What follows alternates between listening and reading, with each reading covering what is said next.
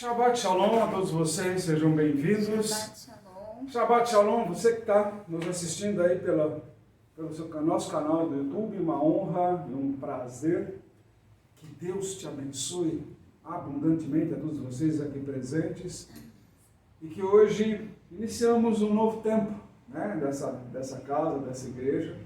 Como podem ver aí, o fundo já está diferenciado, já está ficando mais bonitinho, né? Ou seja, você não vem agora porque não tem mais desculpa. Aquela casa lá da reforma, aquela casa lá que... Né? Tá aí a resposta para quem duvidou. Tá aí a grande resposta aí. Mas aí eu deixo para que vocês venham aqui e testemunhem o que Deus faz. Só isso. Vocês que duvidaram da gente, duvidaram da unção, duvidaram de um monte de coisa, tá aí. A resposta tá aí. Entendeu? Pessoas aí que, não vou seguir, não vou acompanhar. Inclusive o tema de hoje, aharei, não é acharei não, é aharei, que se diz. Mas eu vou usar esse trocadilho do acharei para vocês, que hoje é direcionado justamente para o entendimento aí de muitos daqueles que sabem usar a boca para aquilo que não precisa e não a usa quando precisa. Então vamos aí hoje tocar um culto espiritual, e como todo bom culto espiritual tem sabedoria de Deus. Se você até hoje não aprendeu isso com a gente, comece a se questionar se realmente você tem um relacionamento com Deus, de verdade. Ou se teu relacionamento é um relacionamento emocional, onde você está muito mais em busca de fazer trocas, né, para atender os seus desejos, e não atender os desejos do reino de Deus e dele próprio. Amém? Vamos lá, pessoal. Hoje é um dia especial, vamos lá. Hoje vamos com a porção Aharei, né? Levítico 16, 1 a 18, 30, e Ezequiel 22, de 1 a 19, e Lucas, capítulo 2. É um texto curto, é um texto simples, mas tem uma sabedoria imensa. No contexto inteiro, se eu tivesse que falar todos os versículos do capítulo 2 de Lucas, nós ficaríamos aqui uma semana falando, e ainda seria pouco, de tanto mistério que tem cada versículo. Mas Deus pontuou aqui, um ou dois aqui para poder passar para vocês, e assim a gente vai tocando da forma como Ele orientou, e assim espero que vocês aproveitem esse tempo maravilhoso na vida de vocês. E como está escrito no livro de Provérbios, adquiram sabedoria, porque para adquirir a sabedoria vem a calhar com o temor a Deus. Esse é o princípio da sabedoria. E é aqui onde nós vamos aprender, de fato, a temer a Deus. Amém? Vamos lá. Agradecendo aí ao Chefe Tomate, né, lá da Davi Capota. Grande beijo, meu irmão, te amo de coração. É um grande prazer receber as tuas convocações aí para o nhoque, para a pizza, enfim, para tudo. Logo, logo, em breve aí estarei aí, que nós estamos na correria aqui, você sabe disso, né? Por causa da reforma e tudo mais, atendimento às pessoas. Então nós estamos aí bem atarefados, você sabe disso, né, meu irmão? Então, você também participa, sabe como é que é? Então vamos nessa, né? Ao consultório Devarim, né, também lá da doutora Gislene, agradecemos muito quando traz aí os mantimentos da cesta básica. Nós estamos conseguindo aí, passo a passo, ajudar as pessoas. Amanhã mesmo também já vem pessoas aqui em casa buscar mais algumas coisas. Também a gente agradece. Ou seja, mesmo na correria e tudo, nós continuamos fazendo a obra de Deus e não paramos. Essa é uma coisa que tem me assustado muito. Digamos assim, não sei de onde está havendo tanta força física para fazer tudo isso. Mas Se não é Deus, eu testemunho, eu sou o maior testemunho de que, tipo, se não for Deus, humanamente, é impossível. É impossível. Tem gente me dizendo, quando encontra comigo e vê o que a casa fez para você, com quantos homens estiveram aqui contigo para fazer isso? Eu e Deus. Exército do Senhor. Só. Não precisa mais nada. Um com Deus já é grande vitória, né? Então, tá aí o grande exemplo para todo mundo que fica aí falando um monte de coisa. Tá? Então, tá aí o grande exemplo, a grande determinação e prova cada vez mais o que é a força do cajado de Deus. Tá? E o quanto ela é importante na vida de muitas pessoas que pedem oração para nós, e pedem uma série de coisas e dão testemunho de fato. E dão testemunho de fato. Porque sabe que aqui a coisa acontece. Como diz lá o nosso querido Ratinho, né? Tem café no bule, né? Aqui tem fé, aqui tem força espiritual, tem a glória de Deus realmente sendo derramada 24 horas, todos os dias, não tem feriado, não tem fim de semana, não tem desculpa. Aqui é 24 horas derramando unção e derramando bênçãos sobre a vida de todos. Ok? Meu querido irmão, amigo, apóstolo Júnior Menezes, lá do Conselho Apostólico Internacional, meu grande abraço, meu shalom, estimo as melhoras aí, tenho certeza que Deus já entrou com a providência, né? Assim que você me ligou, logo em seguida eu já falei, Deus vai entrar com a providência, me falou que você estava passando, falei, Deus pegou essa porcaria da dengue, né? Então eu falei assim, tem propósito nisso, tem propósito, mas Deus já está dando a cura. E ele já me falou que já está, já 1000%. Eu falei, ótimo, então semana que vem ele vai estar aqui para ter que tomar café. Ok? Então, ou seja, é Deus reunindo aqueles que são realmente deles. Então não adianta falar, não, é ali, é acolá, é onde eu quero. Não. É onde Deus determina. E se Deus determina que a gente ia ficar junto, nós já temos uma história linda, de um passado lindo. Quem nos uniu foi o apóstolo Paulo de Jesus, nosso paizão, que Deus o tenha sempre em bom lugar. Nós o amamos muito, é ele que nos uniu, nós éramos filhos dele, infelizmente o pai levou, e aí cada um seguiu um caminho. Eu continuei com o cajado de Deus, e ele seguiu outros caminhos, outros nortes, e hoje está com o Conselho Apostólico Internacional lá em Guarulhos, ok? E aí nós vamos fazer um tempo novo aí também acontecer nesse Conselho Apostólico. Vai ser uma coisa muito bela. As igrejas aí de Guarulhos, de região, e nós aqui também vamos começar fazendo um trabalho também aí. Tenho certeza que vamos colher grandes frutos nesse conselho e será muito importante, não apenas para as pessoas, mas para muita igreja aí que precisa ouvir algumas palavras importantes para um bom direcionamento e a boa colocação nas igrejas, apoio, cobertura e uma série de coisas mais. Vamos lá procurar o apóstolo Júnior Menezes, né, que vocês vão ver aí que tem um projeto aí para muita igreja, muita gente aí, fantástico. E vocês vão ver grandes novidades em muito breve aí. Amém, pessoal? Vamos lá. Agarei. Vamos começar, como diz, do princípio, lá em Levítico. O Senhor está colocando que quando houve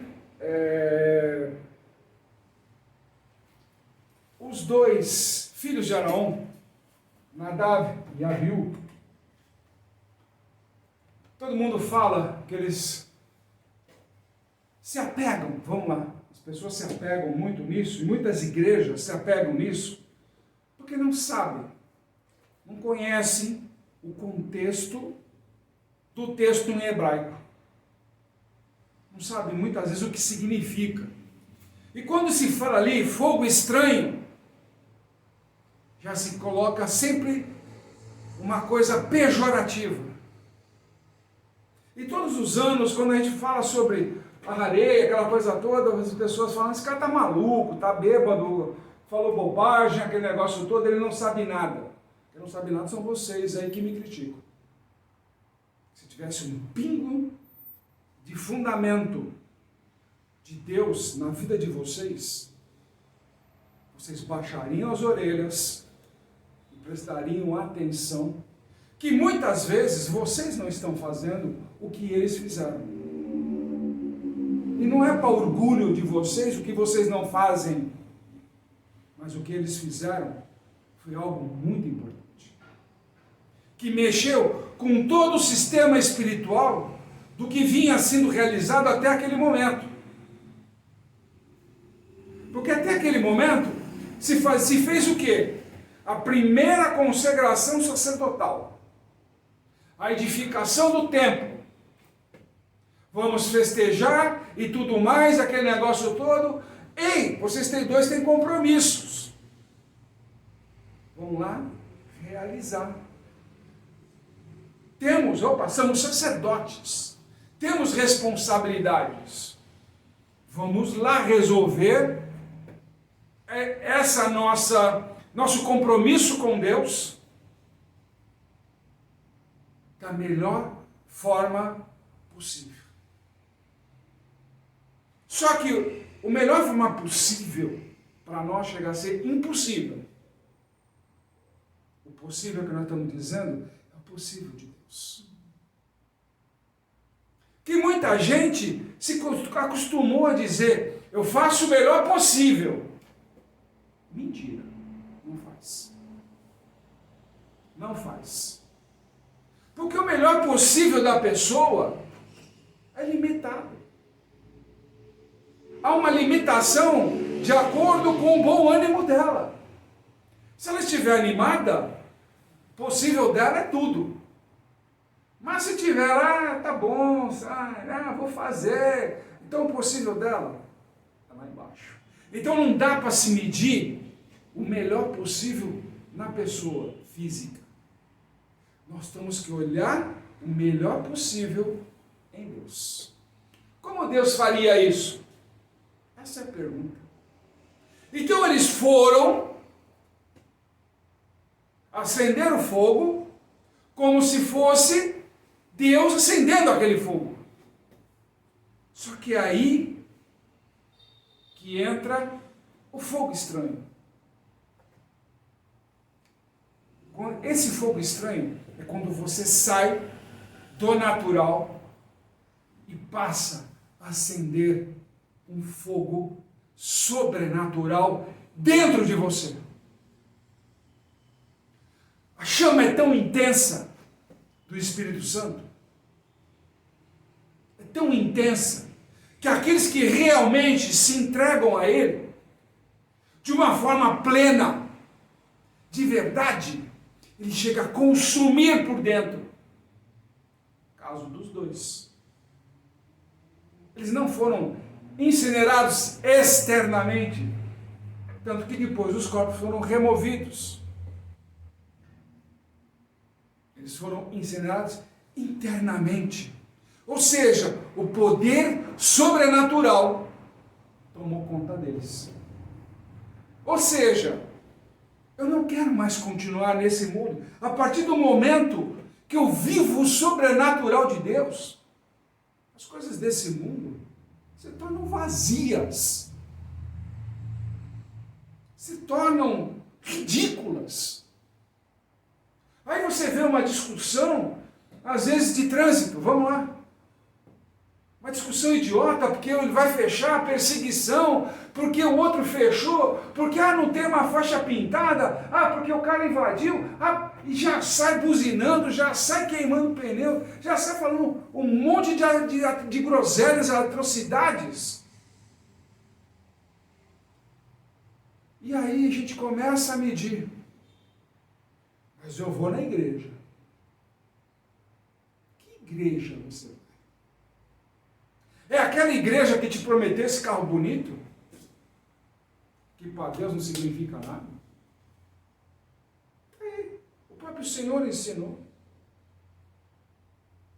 Agora eu tenho um celeiro grande aqui, que vai receber tudo aquela minha colheita e tal. Maldito és tu, que esta noite ainda vou te pedir tua alma. Você fica correndo atrás desse tipo de situação que massageia o teu ego. Que Deus me abençoou com essa casa, Deus me abençoou com esse carro, Deus me abençoou, fica nesse tipo de lenga-lenga. Ah, Deus, eu tenho fé para fazer o sobrenatural, aquele negócio. Então por que fica esperando dias? Por que você fica esperando? Você tem fé sobrenatural? Então você faz a coisa, não precisa ficar esperando para aquele dia acontecer.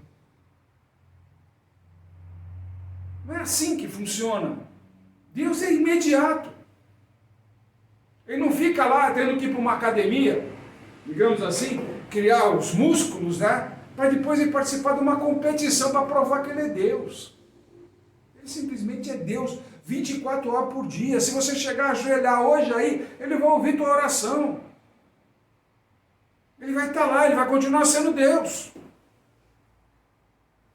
Ele não é que nem você que precisa ir lá. Ah, não, agora eu preciso tomar uns remédios. Ah, mas Deus vai me livrar dele. Quem disse? Você quer. Mas se Deus está colocando remédio na sua vida, porque você é incompetente para tomar conta de você mesmo. Tem muito disso. Você quer ver um caso engraçado? Quem não conhece diabético? Quem não conhece um diabético na vida? É o cara que mais come doce, mesmo sabendo que não pode. Mesmo sabendo que tem que controlar. Você quer ver uma coisa engraçada? Outro dia eu estava no supermercado, isso já tem um ano, mais ou menos. E aí eu fui ao banheiro, né? Estamos lá fazendo o que precisa, né? Número 1. Aí chega o companheiro lá falando um monte de coisa, né? Ih, rapaz, tô ruim. Tá ruim por quê? Minha diabetes hoje está em 300, quase 400. Falei, pô, precisa tomar cuidado, né? Você está tomando remédio? Eu tomo cerveja. Ontem então, à noite, eu tomei uísque, tomei mais não sei o que, eu fiz uma bagunça lá. Hoje eu estou com uma dor de cabeça, já medi a diabetes, hoje está em 4.400. Eu falei, então, você não vai cuidar da sua saúde, não? Eu não quero nem saber. Deus que cuide. A gente ouve coisas, porque realmente o ser humano é coração duro, até para si próprio. Até para si próprio. Deus vai te abençoar com uma casa? Vai. Deus vai te abençoar com um carro? Vai. Deus vai te abençoar com um monte de coisa. Mas não porque você foi lá na igreja e fez o pacto, fez a aliança, aquele negócio todo. Não, ele está fazendo que nem o remédio para você. O seu remédio é ter uma casa? O seu remédio é ter um carro? O seu remédio é ter uma boa vida? Esse é o seu remédio? Tá bom, eu quero ver o que você vai fazer com ela. Resumo. Um bando de perdido. Um bando de perdido.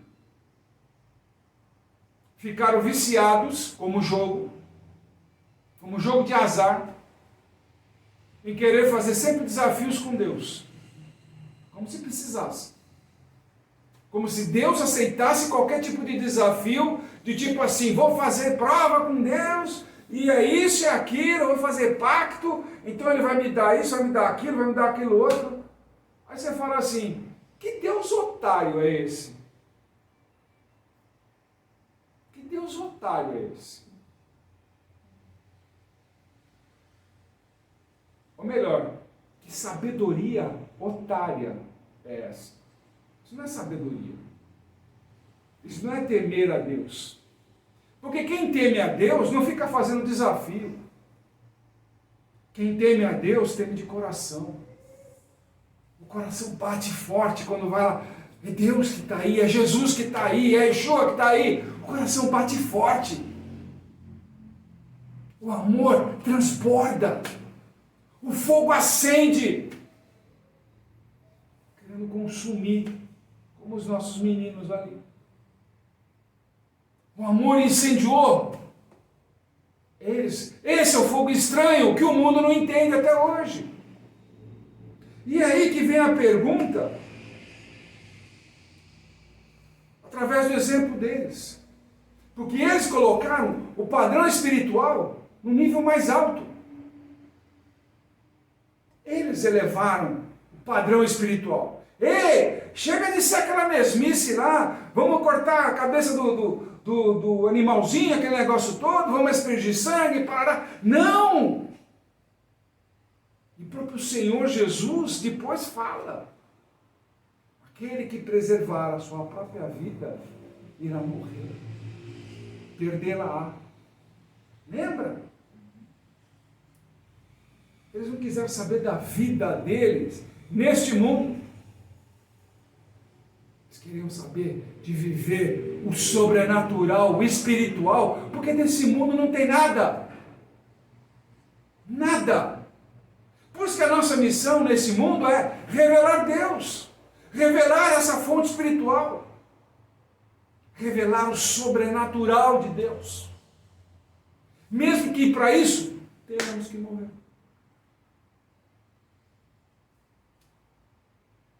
Está aí. Quantas necessidades o apóstolo Paulo passou?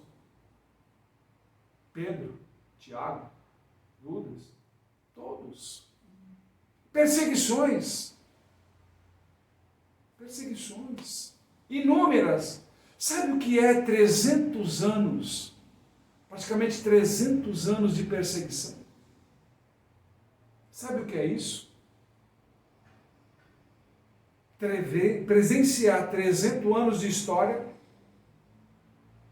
de perseguição, de você não poder se reunir numa casa, que lá vinha um exército romano, pronto para te matar e destruir. Sabe o que é isso? E hoje? Você vê ministro andando com tornozeleira eletrônica. Porque estava com dinheiro escondido. Entrando ilegalmente num país. Aí você vê outro que é preso e faz chacota. O Senhor me libertou. Mentira. Mentira. Aí você vê outro lá roubando texto de outras igrejas porque ele não tem capacidade espiritual de produzir ou de se relacionar com o Espírito Santo.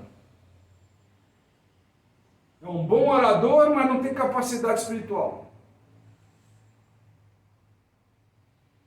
Então você começa a discernir, fazer discernimento, como está escrito no próprio livro de Provérbios, desenvolver discernimentos, e você começa a ver que hoje se perde muito mais tempo correndo atrás de ensinamento de homens do que os verdadeiros que ensinam sobre Deus.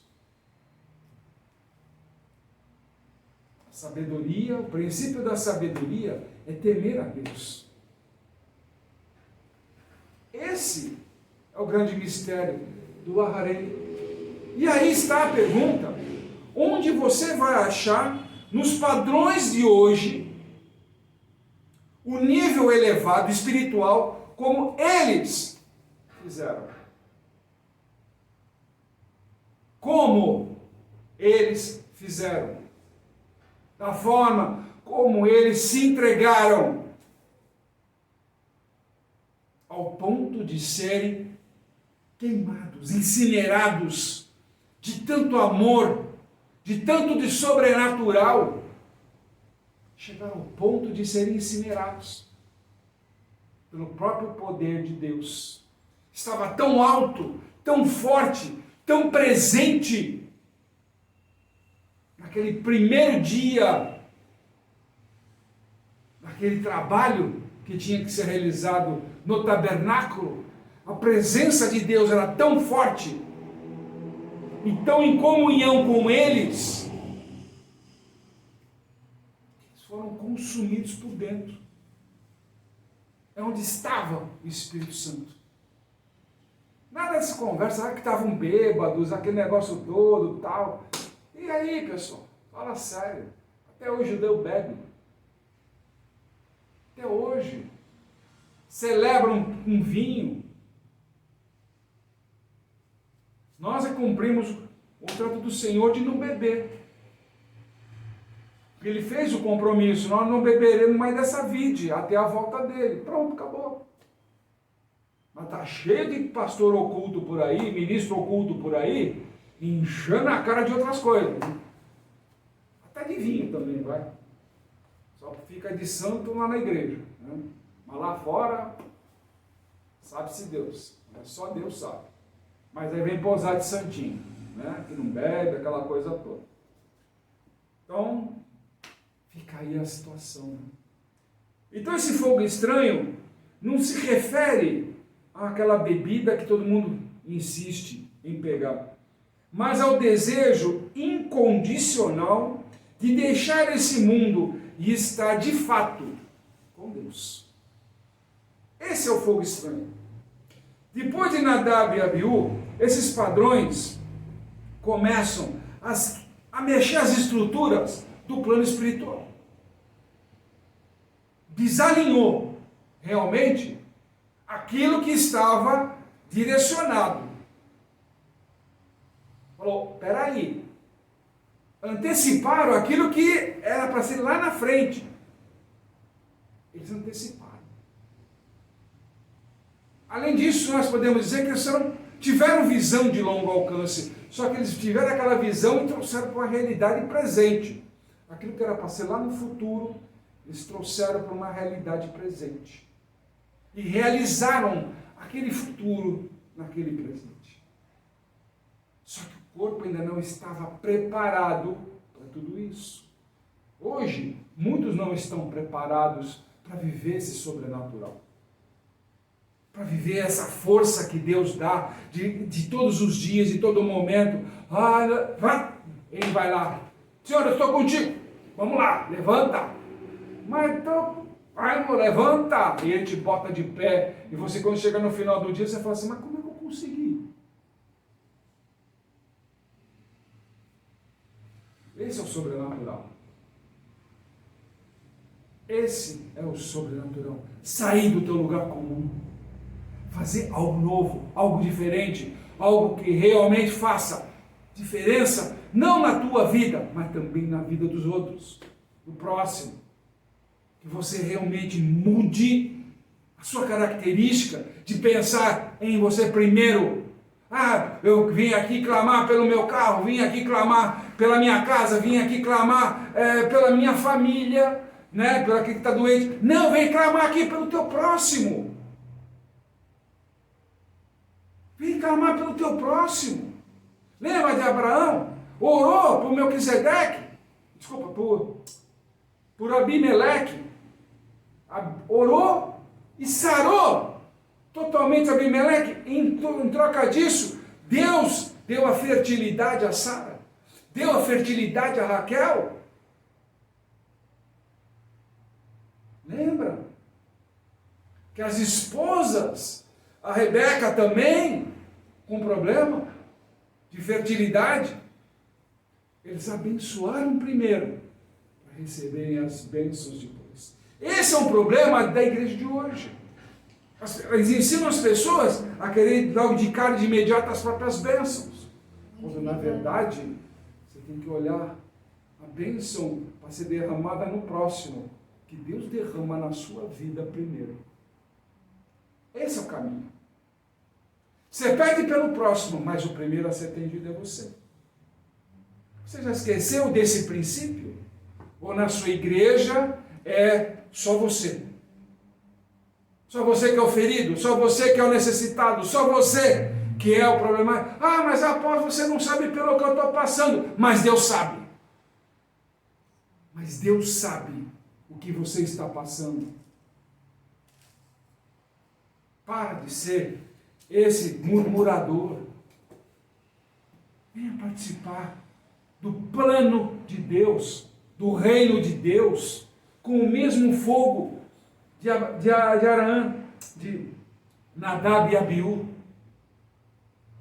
Venha participar com esse mesmo fogo, essa intensidade, para você ver a tua vida transformada, a vida do teu semelhante transformada.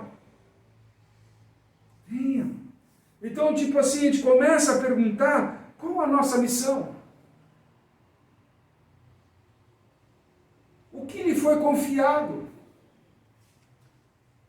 Quando nós começamos a olhar, a gente começa a fazer sérios questionamentos, do tipo, eu recebi a missão de ser apóstolo. Eu não queria, todo mundo sabe disso. A princípio, eu falei, não, vocês estão ficando malucos. Eu sou pastor. E teimava com isso. Até um dia que o bispo sentou comigo e me explicou. Revelou algumas coisas do meu apostolado, se concretizaram. Aceitei, eu já cansei de falar aqui várias vezes, aceitei, ainda meio sob protesto. E esses protestos me custaram muito caro, aos olhos do mundo. Se fosse para contar na igreja hoje, qualquer dessas igrejas aí, grandes aí, que fazem esses pactos e alianças com Deus aí, eu seria uma vergonha. Seria uma vergonha. Eu não estaria com Deus, aquela coisa toda, e piriri pororó.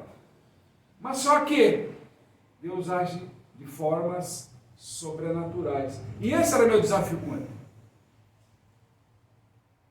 Não queria ver a mim, mas ao meu próximo. E sempre foi assim. Abri mão de tudo que eu tinha. De tudo. Quem me conhece sabe da minha história de muitos anos, o quanto eu abri mão de tudo que eu tinha. Cargos, salários, carros, um monte de coisa.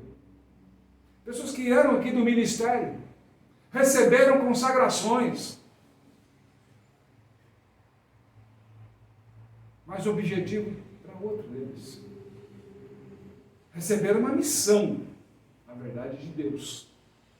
Mas olharam para o apóstolo de Deus como um homem. Carne. E queriam fazer churrascada. Essa brincadeira. O bom de comer a picanha, a maminha, a alcatra, das melhores carnes. É isso que essa pessoa que vos fala virou. Uma churrascaria ambulante. Onde estão essas pessoas hoje? Onde está a missão delas? Onde estão? Receberam a missão com esta casa, com esta igreja, com esse ministério, gozaram da cobertura por muitos anos, ainda gozam até hoje, que Deus não é aquele que rejeita filhos, muito menos eu, muito menos eu. Principalmente aqueles que querem realmente estar na casa de Deus, ele já consagrou, ele direcionou. Oh, você vai ser aqui, não lá, aqui. Ao mesmo jeito, ao mesmo tempo que ele já revelou para muitos, a sua unção não está lá, a sua unção está aqui. Ele já falou. Já declarou, já derramou de bênção, já foi confirmado em vários lugares. E a pessoa, não, primeiro eu vou lá, primeiro eu vou acolá, primeiro eu vou não sei aonde. Fiquei sabendo ainda essa semana. Está internado no hospital. Há muito tempo não consegue uma cura. Mas os pastores com quem ele anda? Vão lá e tudo mais, lá faz oração, mas nada resolve. Ele está esperando o Senhor ir lá e falar hoje. Ah, é? Falei, sim, Senhor, eu vou conversar primeiro com Deus. Tenho certeza que Deus vai autorizar. Mas desde já, que Deus o abençoe.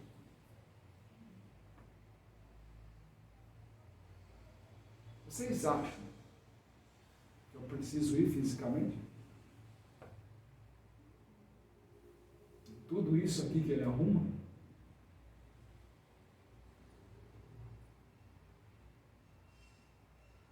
Do nada?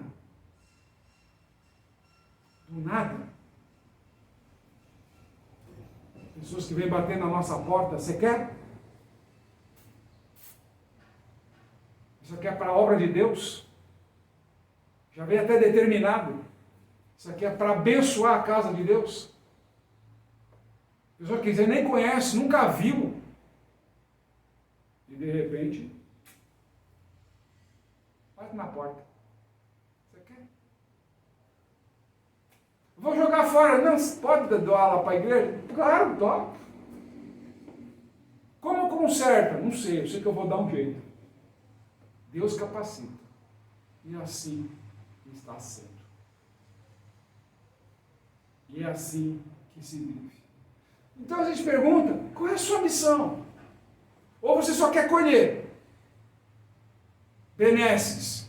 E qual é a sua missão com Deus? Qual é o seu trabalho? Você é pastor? Qual é a sua missão? Você tem feito a sua missão realizar? Ou você está fugindo de um pastorado simplesmente porque o outro fala que você não tem mais? Ou porque você ainda quer aprender mais, fazendo outros cursos, alguma coisa a mais em cima disso? E você que é diácono, você que é obreiro, você que é isso, você faz o quê? Ah não, você tem as suas preocupações do mundo. Mas quando que você vai ter tempo para Deus? Quando você vai ter tempo para Deus? É gostoso carregar um cargo, parecer importante, mas quando você vai se dedicar a Deus? Na tua semana, os 7 dias da semana, as 24 horas que tem cada dia, você já fez a conta do quanto você cede de tempo para Deus? O seu dízimo temporal? Você já se organizou com a casa de Deus com relação a isso? Ou é só tipo, quando tem culto lá, ou quando tem ensaio, quando tem isso, a gente vai adorar a Deus lá, e fica por isso mesmo? Só isso? Vocês querem aprender o que é missão?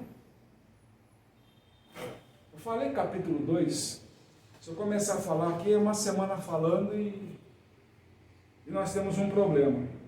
Eu vou levar para vocês um versículo. Vou levar para vocês um versículo. E vocês vão entender e mudar o conceito do que é missão. Perdão aí pelas fotos. Vocês vão lá em Lucas, capítulo 2.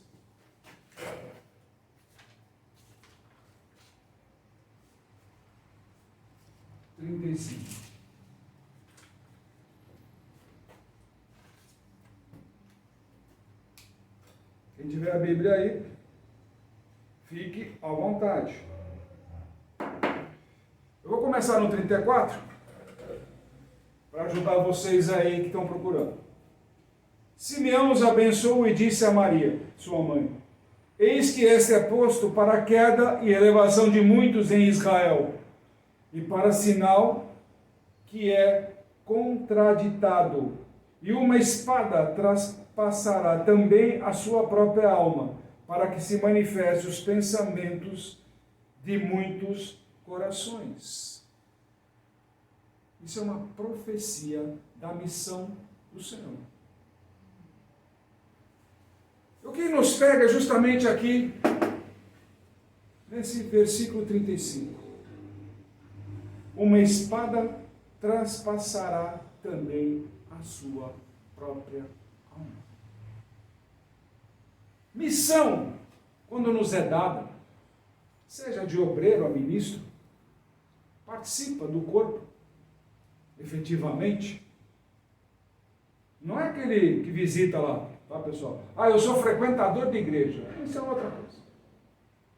Falando de pessoas que receberam consagrações de obreiro, que é o ponto do marcante, como começa uma pessoa, eu pelo menos é assim que eu aprendi e é assim que eu comecei, como obreiro, até chegar ao ponto de ser ministro. Você vai recebendo consagrações e direções e missões em relação a isso. Aqui nós estamos vendo uma criança de 8 dias recebendo a sua missão de vida. E aí a gente começa a perguntar: o que é isso? O que o profeta Simeão quis dizer? Um senhor já de idade, bastante experiência, e se encantou com a missão que esse garoto tinha. Essa criança de 8 dias. Estava acabada de ser circuncidada. 8 dias. Já recebendo a direção de Deus. Quando ele fala, a espada transpassará, e eu começo a ver o seguinte: Isaías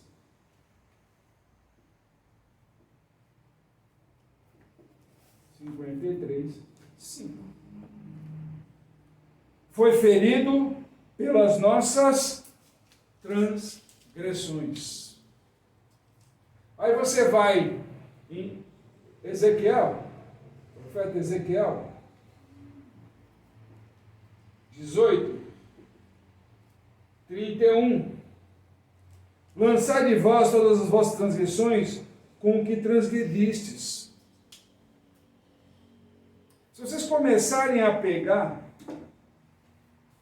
a Bíblia e ler este momento, que a espada atravessará, o que é isso? Senão o que nós fazemos de ruim hoje para o nosso semelhante. Somos nós colocando a espada transpassando o corpo de Cristo. A própria igreja hoje transpassa o corpo de Cristo. E ela se diz ser o corpo de Cristo. Ela traz para dentro de si todas as nossas transgressões. Ela incentiva com que você ame o mundo e não a Deus. Deus é um fazedor de milagres. Ele vai atender os seus problemas. É um psicólogo. Cada vez que você chega lá com um problema, o Senhor resolve. Tá bom. Já tem a fórmula mágica lá. Pronto, acabou.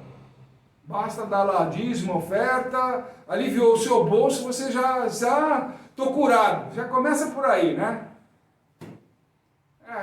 São certas coisas que a gente ainda está mamando o leitinho.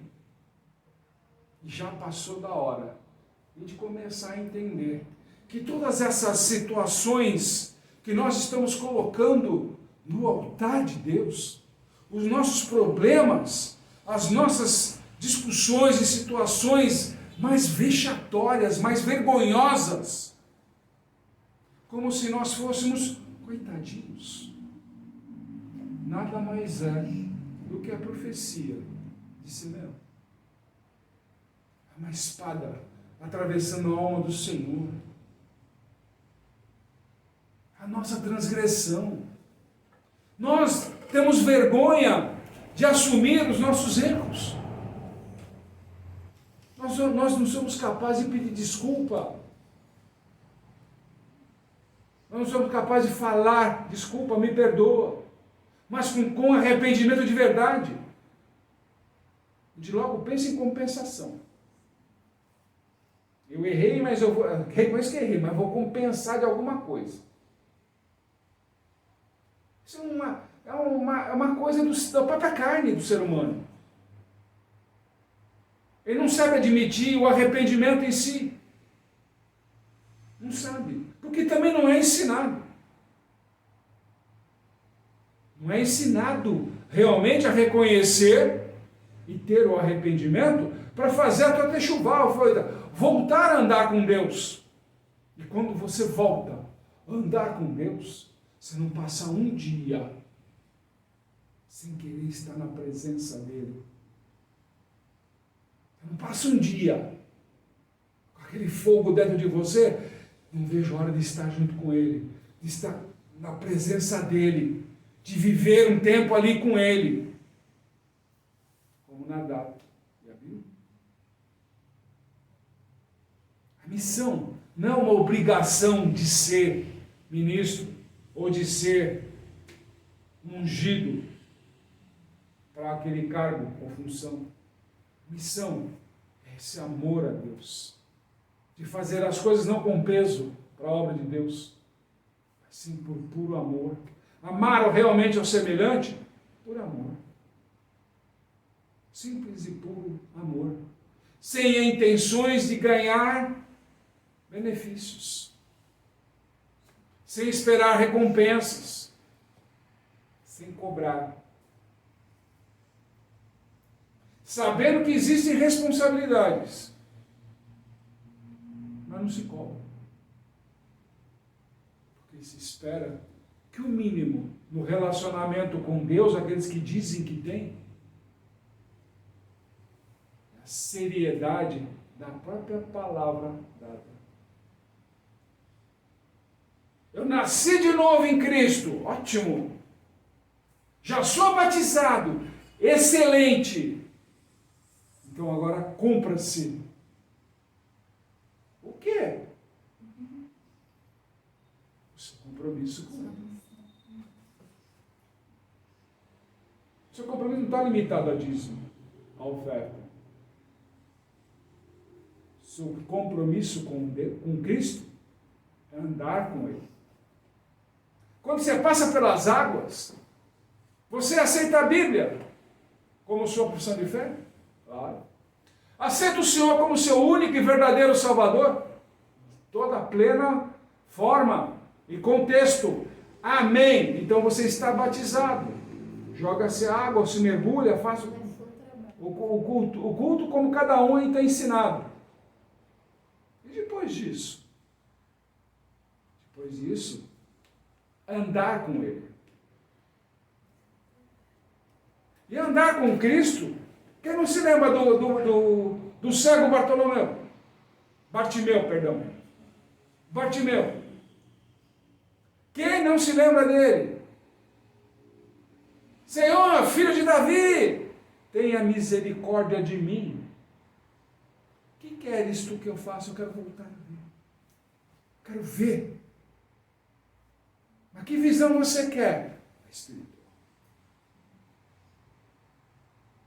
Eu quero ver anjos subindo e descendo. Eu quero ver o reino de Deus.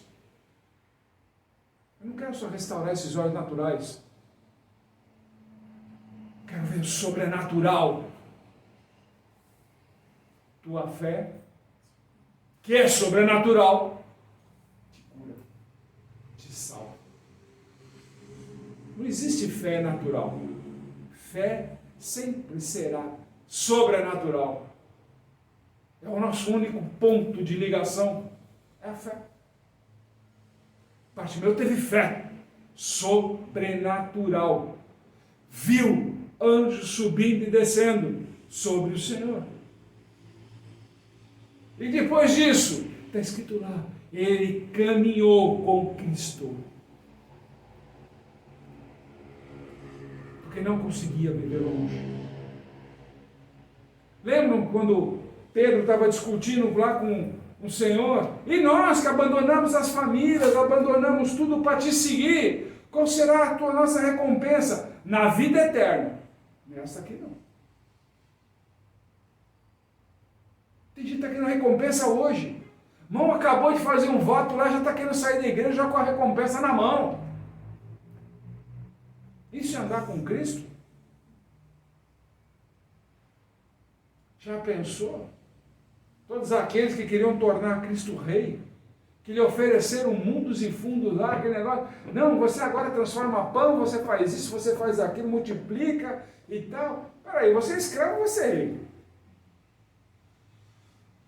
Meu desafio para essas igrejas aí, essas grandonas aí mesmo, que recebem dinheiro do governo, todo mundo sabe disso, ficam se escondendo atrás dos seus microfones luxuosos aí, sustentando um bando de vagabundo. Vamos ser sinceros. Vamos parar com a frescura aí, vamos ser sinceros. Está aí.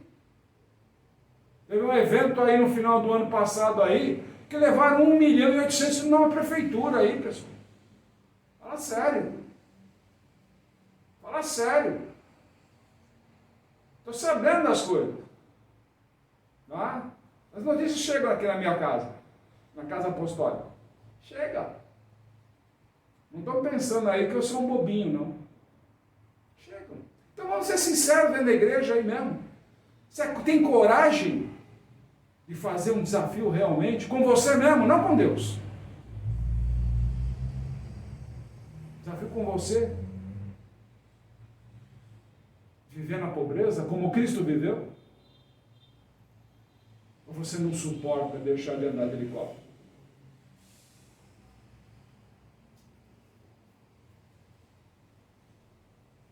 Você não suporta viver longe da multidão? Porque aí você vai ter crise existencial. Cristo alimentou 7.000. Nessa mesma noite, ele perguntou: quem eles dizem que eu sou? Quem vocês acham que eu sou? Só 12 permaneceram.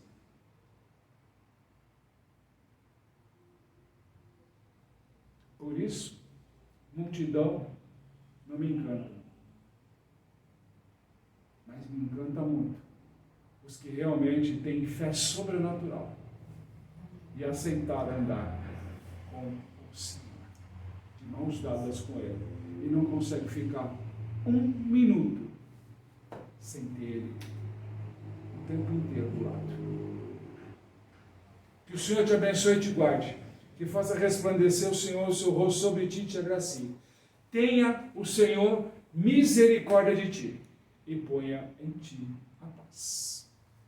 Shabbat Shalom, irmãos. Te vejo no próximo culto.